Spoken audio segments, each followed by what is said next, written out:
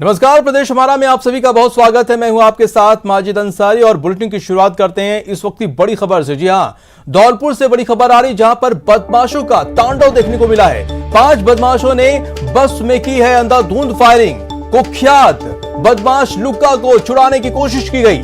आंखों में मिर्ची फेंककर फैलाई है दहशत। सैपू, जी हां, सैपू थाना इलाके में 5 बदमाशों ने रोडवेज बस में चढ़कर कोर्ट से पेशी से लौट रहे कुख्यात बदमाश धर्मेंद्र उर्फ लुक्का को छुड़ाने की कोशिश की गई।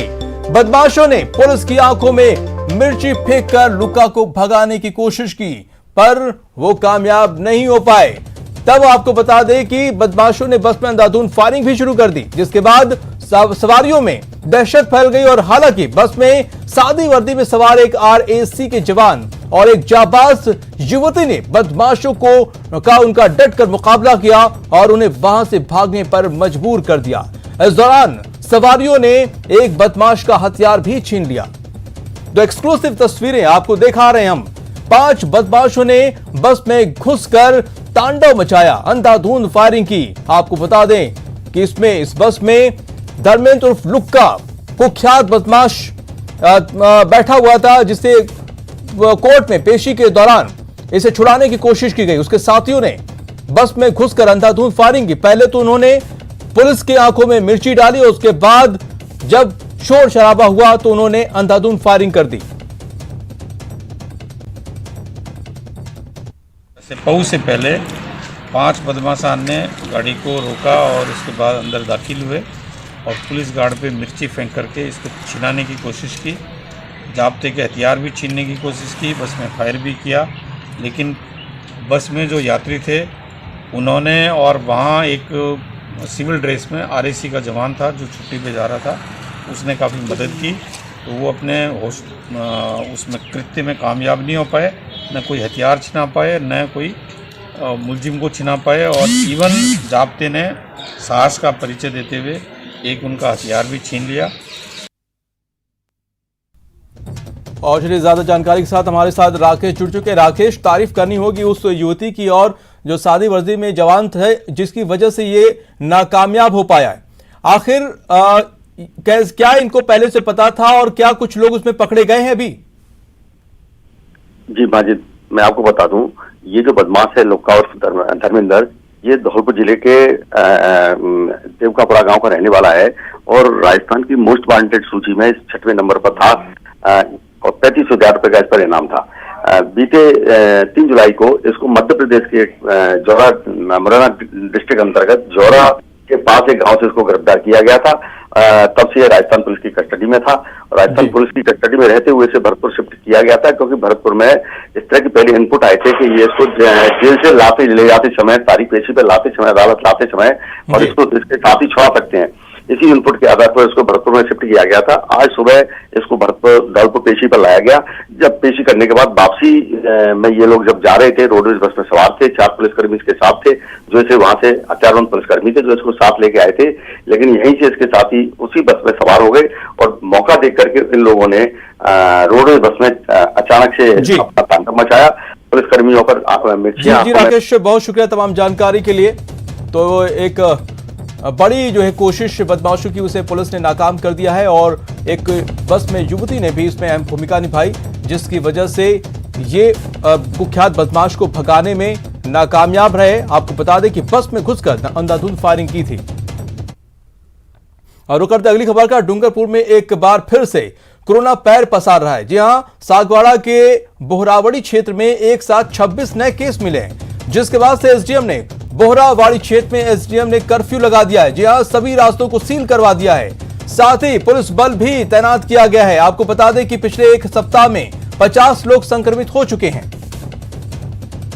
तो बड़ी खबर डूंगरपुर से इस वक्त की आपको बता दें कि कोरोना ने फिर से पैर पसारना शुरू कर दिया। एक साथ 26 लोग कोरोना पॉजिटिव हुए हैं। बढ़ते अगली खबर पर। सतीश पूनिया ने JP नड्डा के दौरे के दौरान पूर्व मुख्यमंत्री वसुंधरा राजे को रसमलाई परोसी, मगर सियासत में रसमलाई रायता बन गई। कैसे, रिपोर्ट देखिए।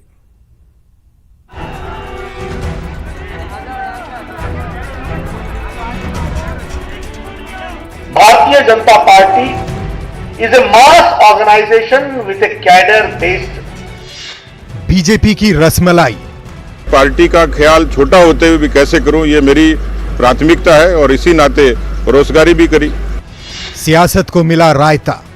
पूनिया जी कितने डिफेंसिव मोड में आ रहे हैं, फिर भी इनका रायता समझ नहीं रहा है, फैल ही रहा है। तस्वीर एक, मायने अनेक।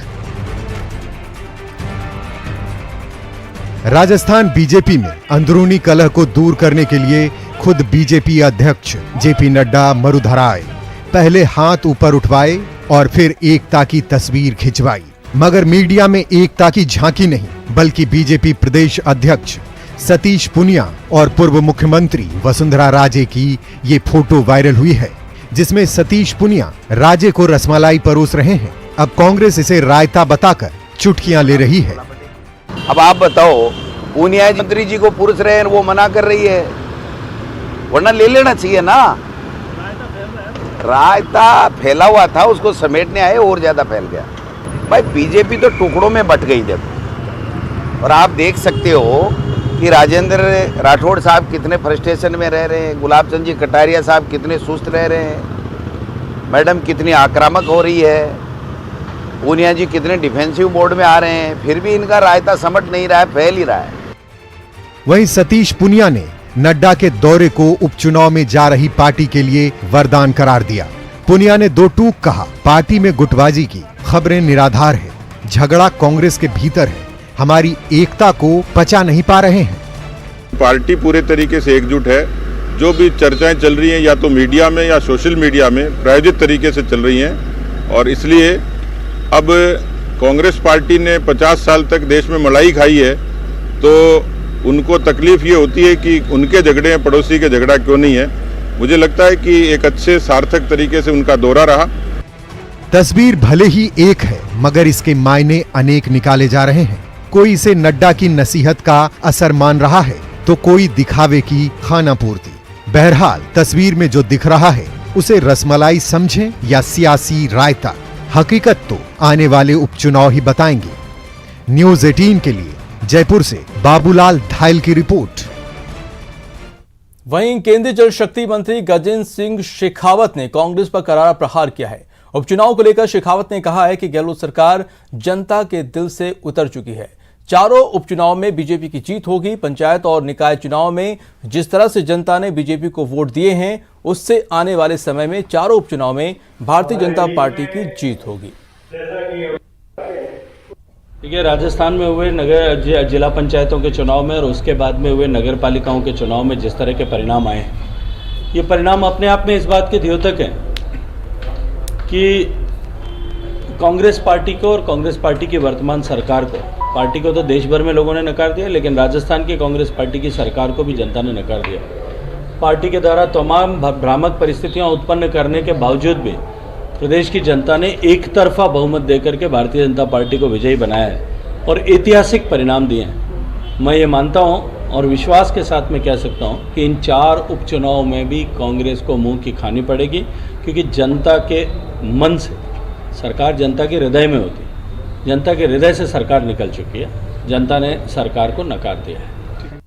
और अब बात कर लेते हैं सीवरेज कार्य में अनियमितता की कर लेते हैं, जहां प्रश्नकाल में बाड़मेर विधायक मेवाराम जैन ने सीवरेज लाइन कार्य में अनियमितता की जांच से जुड़ा मुद्दा उठाया था। उन्होंने पूछा कि क्या मंत्री कमेटी बनाकर इसकी जांच करवाएंगे।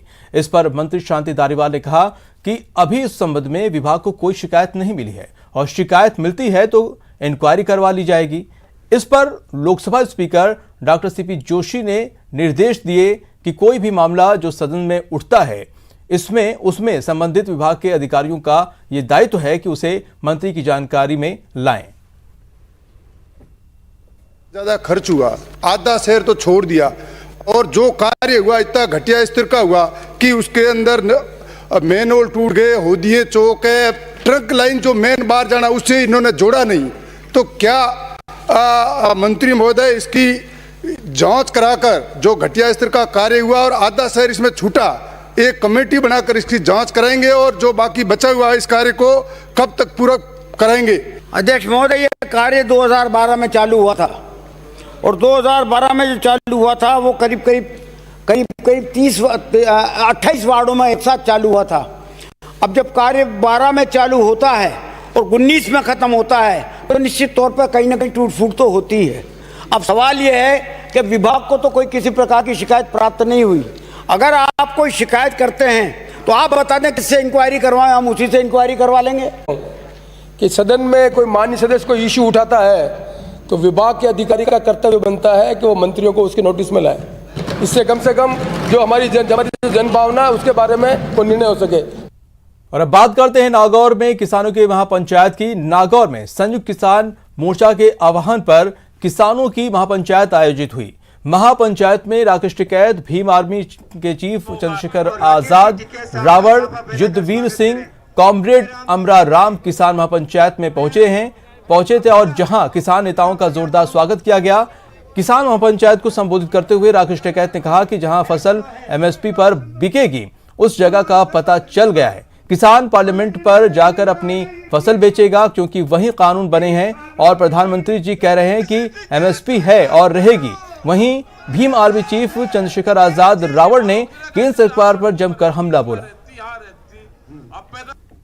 चीज पे यहाँ पे है,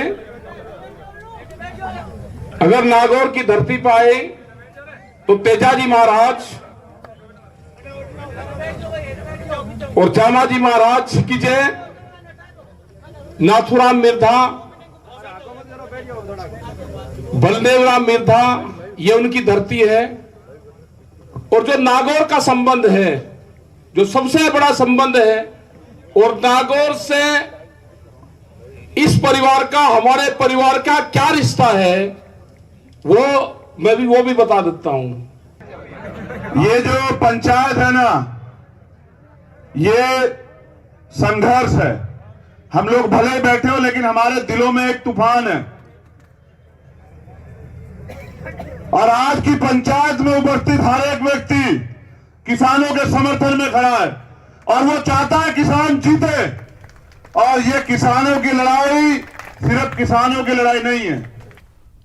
उधर हाईकोर्ट के आदेश के बाद आरएएस भर्ती परीक्षा 2018 का रास्ता भले ही साफ हो गया हो, लेकिन साक्षात से लेकर नियुक्ति तक अभ्यर्थियों को बड़ा इंतजार करना पड़ सकता है।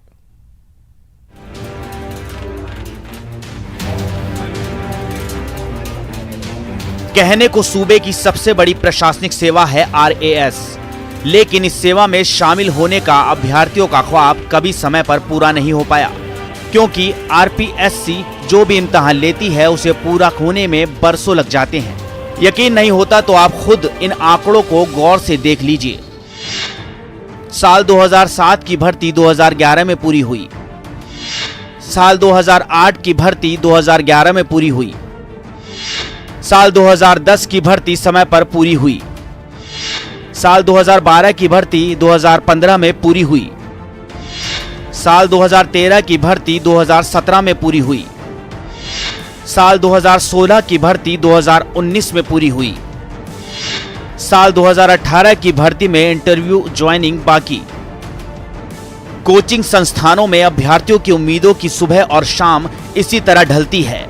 अभ्यर्थी शिक्षा के बाद मन में या तो यूपीएससी का ख्वाब संजोते हैं या फिर आरएएस भर्ती की तैयारी करते हैं।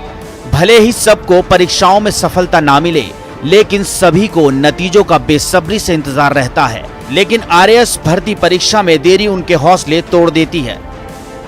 सबसे पहले तो कोर्ट के द्वारा जो फैसला दिया गया है बहुत ही स्वागत योग्य है, लेकिन हमें सोचना होगा कि आरपीएससी जो स्टूडेंट के साथ करती है, जो अभ्यर्थियों के साथ करती है, वो किन तनाव से गुजर रहे होंगे, किन डिप्रेशन से वो गुजर रहे होंगे।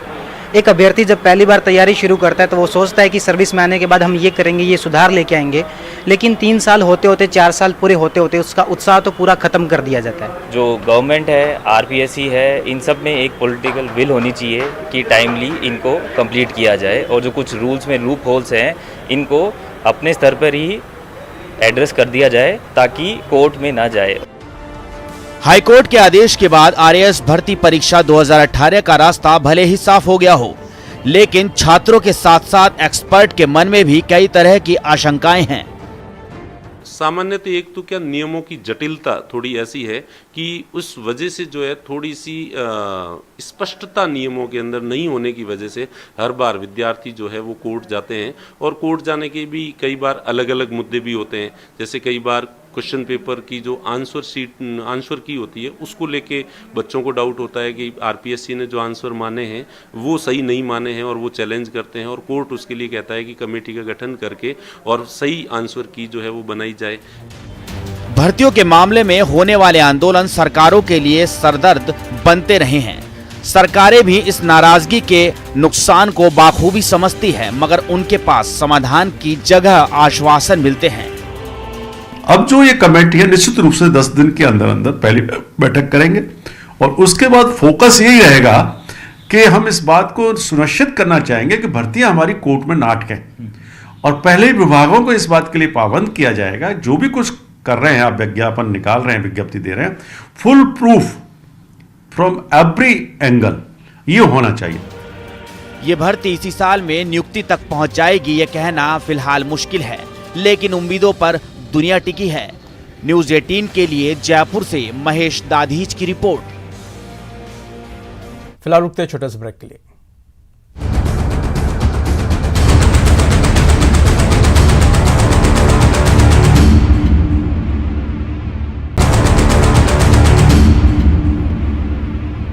ब्रेक के बाद आपका स्वागत है। जोधपुर में ट्रैफिक पर बढ़ते दबाव को देखते हुए कल लंदन और रोम की तर्ज पर जोधपुर में लूप सिस्टम लागू किया जाएगा। कल सुबह 9 बजे से रात 9 बजे तक शहर की प्रमुख 3 सड़कों पर लूप सिस्टम लागू रहेगा। इसमें जालोरी गेट से पावटा चौराहे तक छोटे छोटे पॉकेट पर लूप सिस्टम अपनाते हुए यातायात संचालित किया जाएगा। हाल ही में मुख्यमंत्री अशोक गहलोत ने प्रदेश के बजट में इसकी घोषणा भी की थी। कल जोधपुर में लूप सिस्टम के ड्राई रन का आयोजन किया जाएगा और प्रशासन ने आम जनता से लूपिंग रूट विकसित करने के लिए एक तरफा यातायात का उपयोग करने में सहयोग का आग्रह किया है। कई प्रकार की बजट अनाउंसमेंट्स की गई हैं, उसमें एक बहुत ही महत्वपूर्ण जो बजट अनाउंसमेंट है वो है शहर की ट्रैफिक व्यवस्था को सुधारने के लिए लूपिंग सिस्टम और हेरिटेज को साथ में कंजर्व करना। तो कल 4 तारीख को हमारे यहाँ से प्रयास हो रहा है कि इस लूपिंग सिस्टम को एक पायलट मोड की तरह पहले प्रथम दिन एक्सपेरिमेंट करके देखा जाए। आज जैसा कि आप देख रहे हैं तकरीबन 3 लूप ऐसी होंगी जिनको कि हम लोग कल कार्यशील करके देखेंगे। माइनिंग में जब्त ओवरलोड वाहनों की कंपाउंड राशि में राज्य सरकार ने बड़ी छूट दी है। बताया जा रहा है कि इतनी बड़ी छूट राजस्थान में पहली बार दी गई है। उदयपुर में पिछले एक साल में ई रवन्ना के 4046 ओवरलोड वाहनों के चालान बने हैं। ऐसे वाहनों की कंपाउंड राशि में राज्य सरकार ने अब तक सबसे बड़ी छूट दी है। सरकार ने ऐसे वाहन चालकों को अंतिम मौका दिया है जिनकी कंपाउंड राशि बढ़कर अब उनके वाहनों की कीमत से भी ज्यादा पहुंच गई है।